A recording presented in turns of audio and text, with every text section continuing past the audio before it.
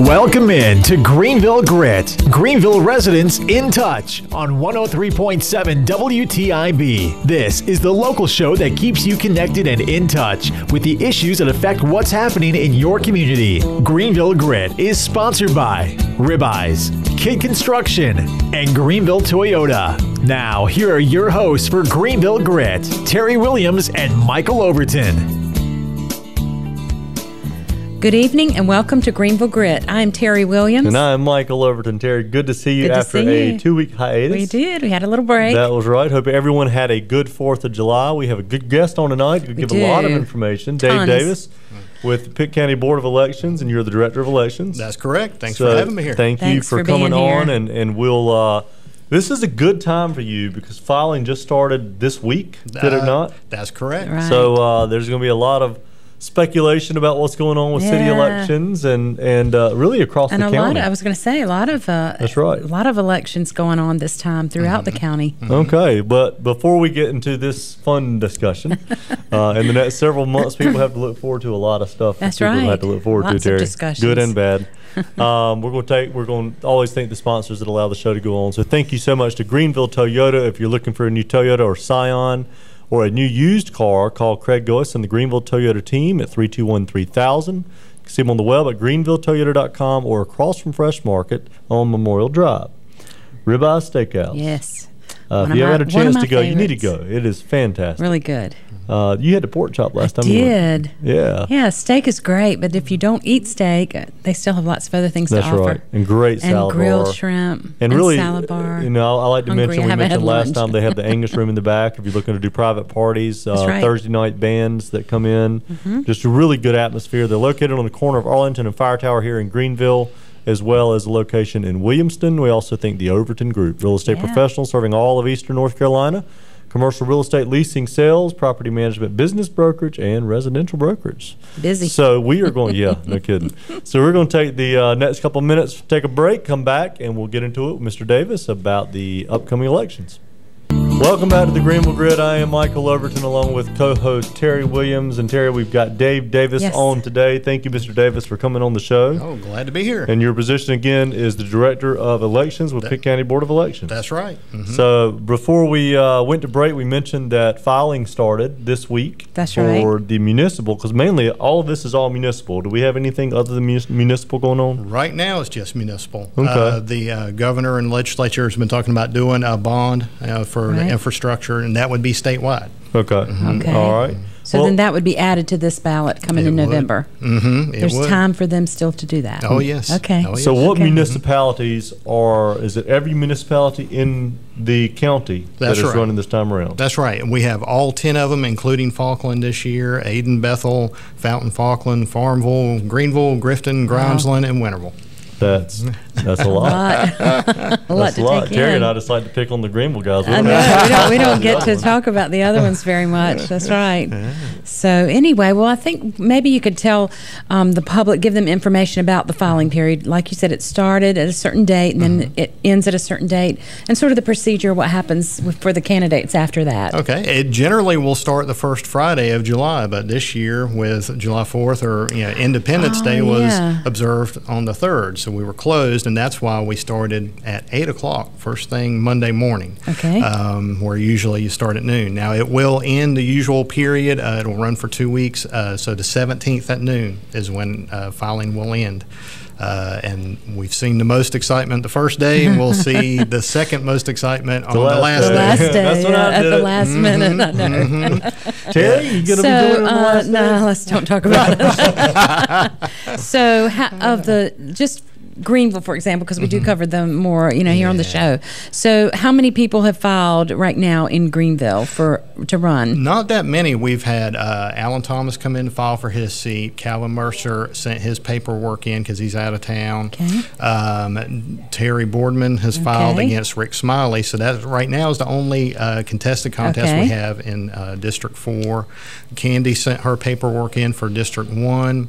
And Marion Blackburn. Marion Blackburn Okay. for District 3. Okay. That's all we've had All so right. far. And then we're seeing I followed you a little bit on Facebook, so we're seeing some of the other, Farmville, I think, is having some filings, and Grimesland. I didn't really notice any others at this point, so they've got some work to do. They do getting their paperwork done and getting on that ballot. Well, and just for the voting population, if you've not been through a Greenville municipal election, you've got 5 districts within the city. That's right. Then you have an at-large district that is a city council person for the entire city, and then you've got your mayor position. So 7 positions total. That's correct. And something that because I ran District 5 last time, and I actually had people that had a Winterville address and were convinced they could not vote because they were not in the city of Greenville. I said, well, where do you pay your taxes? They said, well, Greenville. I said, then you are in Greenville. So if you have a Winterville address, a lot of people in the backside of Bedford Or up and down Fire Tower. Up and down Fire Tower, yeah, absolutely. On the south side of that, or really the south side of Fire Tower, a lot of those neighborhoods are Greenville neighborhoods with Winterville addresses. So make sure if you know that you're paying Greenville city taxes, then you are in the city of Greenville voting. So make sure to get involved. And if you're in doubt, if you can't remember if you pay taxes or not, call us. We'll look you up and we'll tell you, or they can go to the state board website, put in their own info, and look for themselves. It'll show them what jurisdictions they're in. And do also a reminder, Terry, these are all non-partisan. That's right. Well, and so if you're not registered to vote or you're not sure, there's time to do that. There's plenty of time left to do that. It's the October 9th, I believe, is the deadline to register. So still several months left. Really early, so they can still get that all worked out. So when does early voting start? When does early voting start? That is going to start October, I want to say the 22nd. Let me see. Yes, October 22nd. Okay. And that's going to be just the one site opening on the 22nd at the Alice Keene Center or Community Schools building on County Home Road. Then that following Tuesday on the 27th, the remaining sites will open. So the Ag Center, Winterville Fire Station, the Willis Building downtown, and also the county office over at Pat. So we'll have 5 sites that'll be open starting that Tuesday. Okay. And it ends when? It ends on October 31st. Oh, wow. Halloween. And then, oh, yeah. Let's don't talk about it, how scary it might be. And then actual voting day is what? November 3rd. November 3rd. Great. Okay. We'll have all the sites open from 6:30 in the morning till 7:30 that night. Now, a big thing with the One Stop and leading into Election Day is One Stop, you can go to any one of those 5 sites to vote. So if you live in Ayden, you can vote at one of the Greenville sites here. But on Election Day, you have to go to your assigned polling place. And again, if anyone has doubts, they can give us a call, go online and look. Well, I know that caused a lot of confusion in the last election for people who maybe lived kind of on the border of the District 3, District 4, for example. They didn't know really who they were supposed to vote for, so then they ended up voting for, well, in your case, let's More say than one Catherine person, and you, or they could have voted confusing. for Marion and Rick and not knowing. Right. Will there still be those polling places this year where districts cross over? Absolutely. That's one of the things with Pitt County, whether it's a municipal or an even-numbered year election, we are so carved up. We actually wind up usually having more ballot styles or splits than even, say, Mecklenburg County does because of congressional districts, commissioner, then you get into municipal districts. And I use myself as an example. Prior to the redistricting we had a couple of years ago, I voted in one Senate district. My neighbor across the street voted in another. Oh, wow. So we got 2 different ballots. But how can people avoid, because you want your vote to count, but if you make a mistake, your vote does not count? Well, it depends on what you mean by make a mistake. Well, and let's say in the premise of District 3 and District 4, if you voted for Marion and Rick Smiley, was your ballot not thrown out?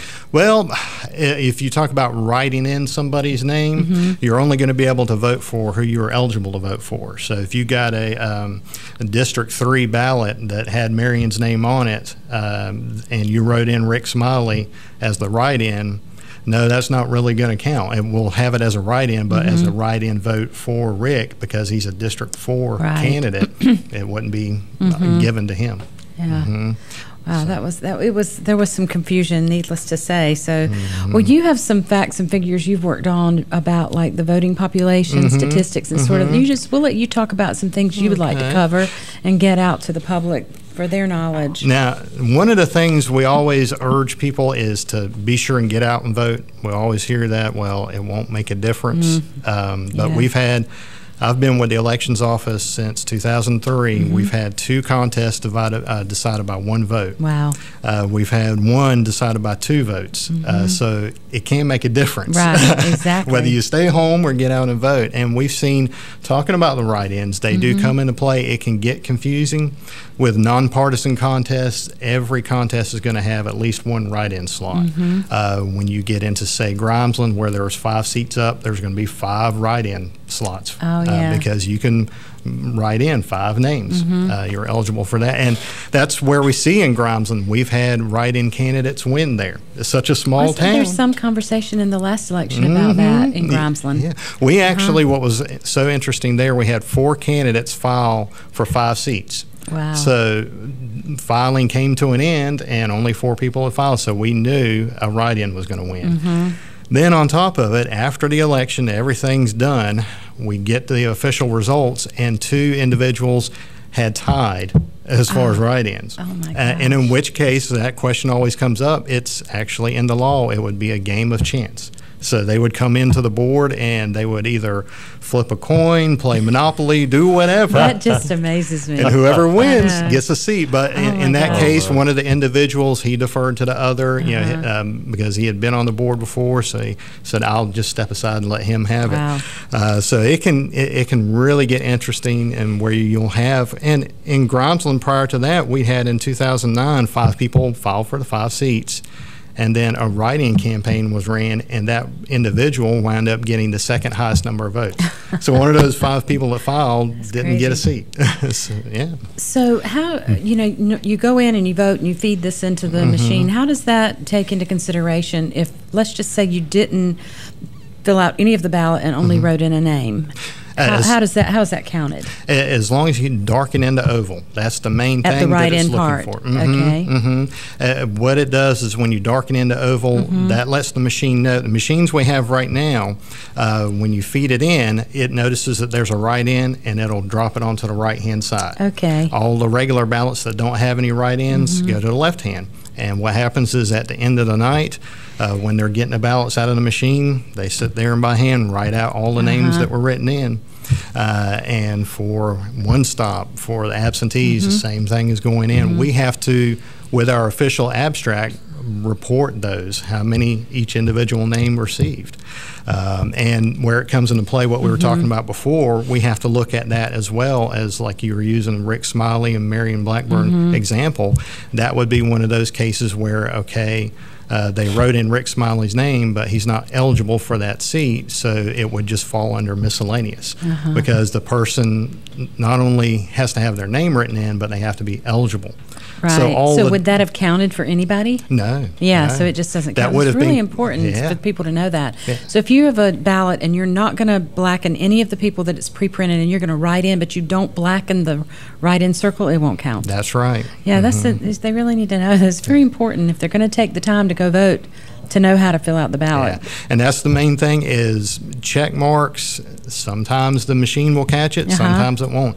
Darken in that oval is the key thing, and that's why we'll see campaign signs with a check mark, and I'm like, oh no, let's do some darkened ovals. That's but great. That's the most important thing. And there are folks who wonder, this is a big myth we hear is if I leave any contest blank, it won't count anything, and that's not the case. It's going to count whatever you darken in the oval. Now, if you darken in 2 ovals, it's like I want to vote for this candidate and I want to write in my name, it's going to be considered an overvote, and it won't count either one of those because the machine doesn't know which one you like better. Right, exactly. Wow, that's Sometimes crazy. I don't know which one I like better.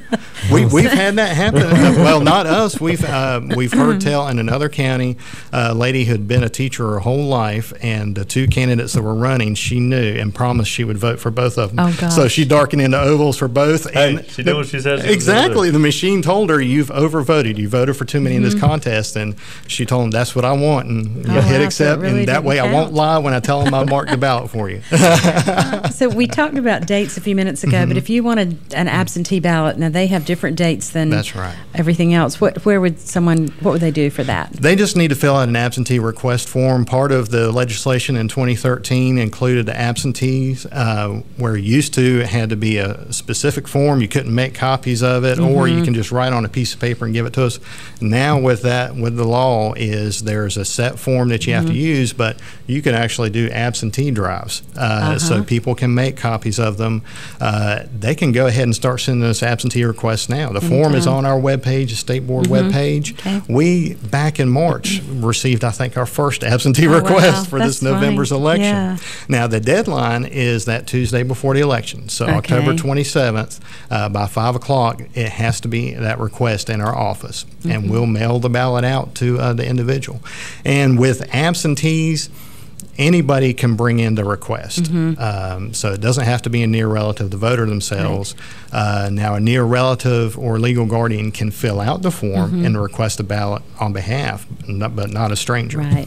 Now, with the ballots themselves, they have to be either mailed in or returned by the voter or near relative. So Okay. it gets a little more serious Yeah. when you got the ballot in hand. That's the kind of request. pushing it too. The Tuesday before the election, if you don't get it till that day, you could chance not getting it back in. Now, and if something happens after the 27th, you get in a car crash and you're in the Right. hospital and you really want to vote, you still can. There's a provision in the law where up until 5 o'clock that Monday before, you can request an absentee. But that's where it comes in, like it used to be, where you have to have an excuse. Right. And that's where the excuse, and we've had that happen. We've had a lady How about that? who stopped in. Her daughter was in delivery at Oh, the my hospital, goodness. and she wanted to vote because she knew she wasn't going to make it there next. Right. This is on the Monday before the election, and so in that case, we were able to give the ballot to the mother, a near relative. Right. She took it back. She marked her ballot, and she And brought it back. How about So, that? yeah. That's very interesting. Now, does the new North Carolina voter ID law, is that in effect this year?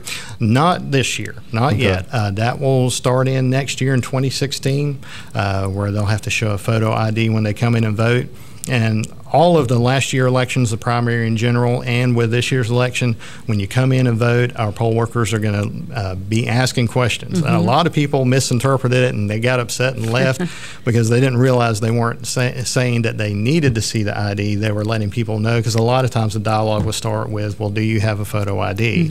And what they're doing is asking, do you have photo ID? Starting that exchange, Right. making a conversation. Okay, you don't have photo ID, and we have forms that they'll give them that list all the different types that'll be acceptable, and they can give that to the voters. So they've got until next year to get that ID into us. Yeah, so all the conversation about disenfranchising voters because they can't get an ID, they've really been given tons of time to get it done. So it really should not be a problem.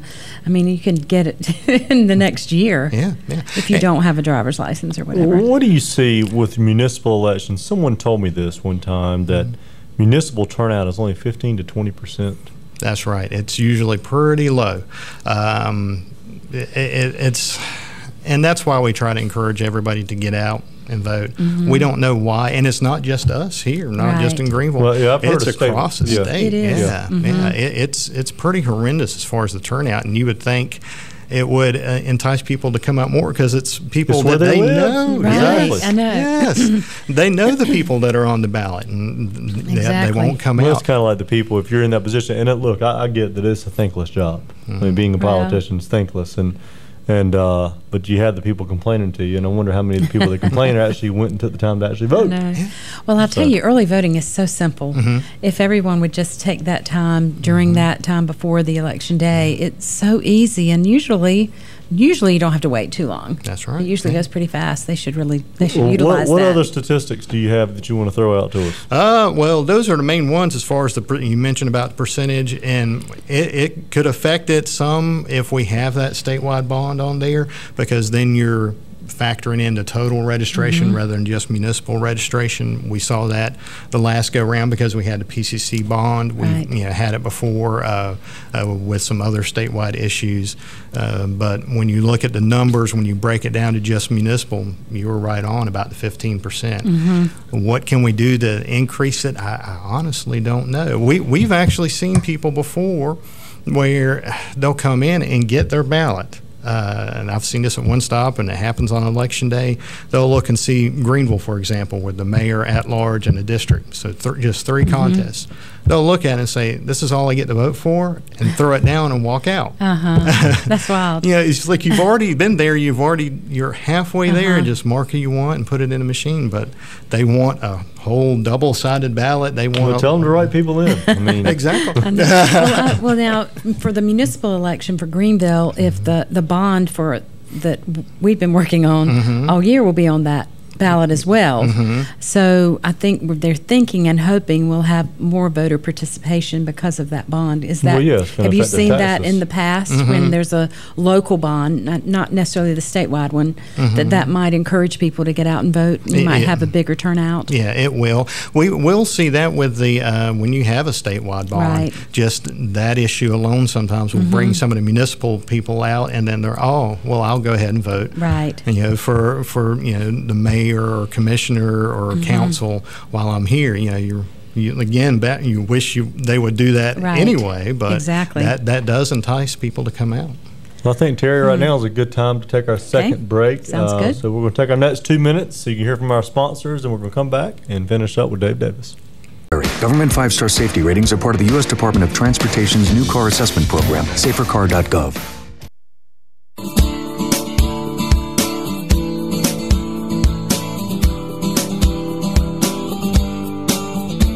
Welcome back to our show today. We've had a very interesting conversation with Dave Davis, Director of the Board of Elections, or of Elections. And we just have a few other things we probably want to cover and you might want to mention, but I want to talk about campaign signs. Yes. That always seems to be a big deal, people wanting to know when they can be put out and when can they be taken down. Oh, yes. Now, on personal property, in your front yard, in your business yard, whenever you want to put it up. That's your property. You can do with it what you want. Where it comes into play is the right-of-ways on the streets and then roads as you get out into the county. And they can't go up in the right-of-way any earlier than 30 days before the election. And they need to come down within 10 days after the election. So that's where we'll get those reports of, well, so-and-so's already got one in the yard. Well, that's fine. That's their property. How about that? And we'll get calls about stolen signs, or I have one in my yard and somebody took it. Well, they need to call law enforcement because that's one of those tricky things. Is it's a campaign-related expense, and so somebody had to pay money for that. So that's where law enforcement will come in. Unfortunately, we don't have any power to do anything about it, but I can tell you for our signs that we have had to put out, the vote here signs, they're expensive. Yes, they are. And so I encourage anyone, if someone takes your sign, let the police know. That's right, exactly. And some of the big 4x4 signs. Yeah, they're very expensive. Yes. Very hard to move. Yes. So I've been following you a little bit in the last few days on Facebook. So you want to talk a little bit about that and then your website? Yes. Well, our Facebook page we started a few years ago, and as we get close to election time, we always see the likes go up more and more. And what we do for candidate filing is we'll have a photo of every candidate as they come in, whether we take it or they submit it to us. We'll put it up there with their contact info, an address, phone number, and what they're running for. And then periodically we'll put out information. Any good articles that's kind of letting folks know what's going on, we'll share. Because that's the tough thing with elections, is getting the information out to people. Because a lot of times they don't think about who they're going to vote for or the elections process until election day or early voting, when they're going to go vote. So we try to use Facebook because it seems like everybody has a Facebook page now. And that way it'll pop up and it'll get them to thinking about who they want to vote for, and gives them a way to contact the person who's running and find out about them. And maybe through the articles too can lead to that and get some informed voters. So, and then you have a website. Yes, it's through the county webpage, Okay. so it's pittcountync.gov. Under the departments, there's elections. Has all, as I mentioned, the absentee form is on there. Each day we'll put up a list of the candidates who have filed, and it has all their contact info on there as well.